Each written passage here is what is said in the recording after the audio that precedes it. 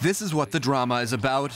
Medium-range nuclear ballistic missiles that have been on a self-imposed ban by the US and Russia since the end of the 1980s. That may be about to change.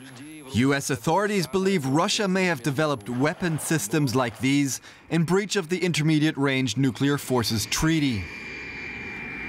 We're not going to let them violate a nuclear agreement and go out and do weapons, and we're not allowed to. We're the ones that have stayed in the agreement, and we've honored the agreement, but Russia has not, unfortunately, honored the agreement. So we're going to terminate the agreement. We're going to pull out.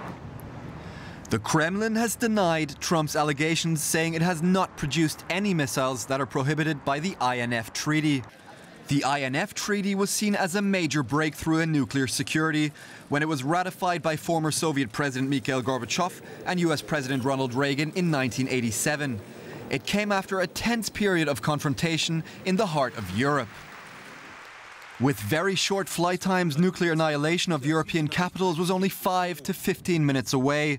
Trump has said the US will start developing these capabilities again if Russia and China don't agree to stop. We'll have to develop those weapons.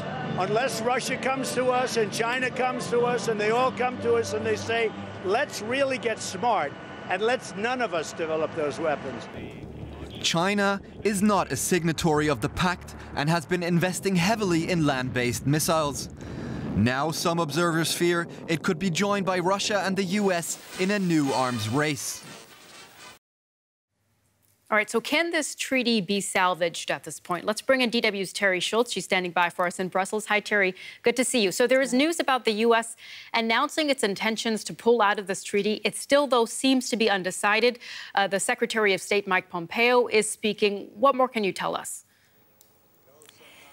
The United States says it is pulling out of the treaty. What it hasn't confirmed yet is exactly when it's going to do that. And that's important because once the U.S. announces its formal exit from the accord, there's a 6-month period before it becomes final. And that's a period that could be used, European allies hope, to convince Russia to come back into compliance. And that would require destroying the missile, which Russia has already acknowledged that it is built, but simply says that it didn't breach the ranges that were mentioned in that story.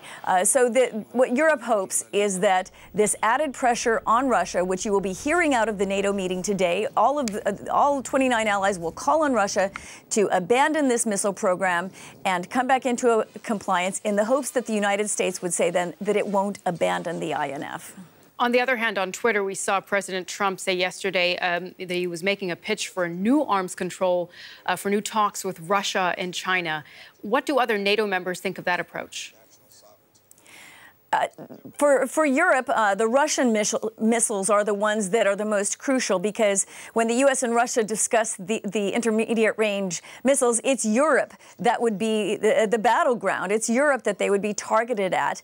And so, of course, the Europeans very much want the INF-range missiles to be included in any accord. Now, what the United States has said is that China is investing so much in its military that it, too, needs to be bound by an international treaty. So if the Trump administration truly did engage Russia and China in an arms control negotiation that could come up with binding limits, I'm sure Europe would be all in favor. But that remains to be seen. And again, if the United States pulls out of the INF, as it says it is going to do, European leaders worry that it will be very difficult to convince other countries to enter into an accord with the U.S. because, again, it's pulled out of the Iran Accord, it pulled out of the Paris climate deal.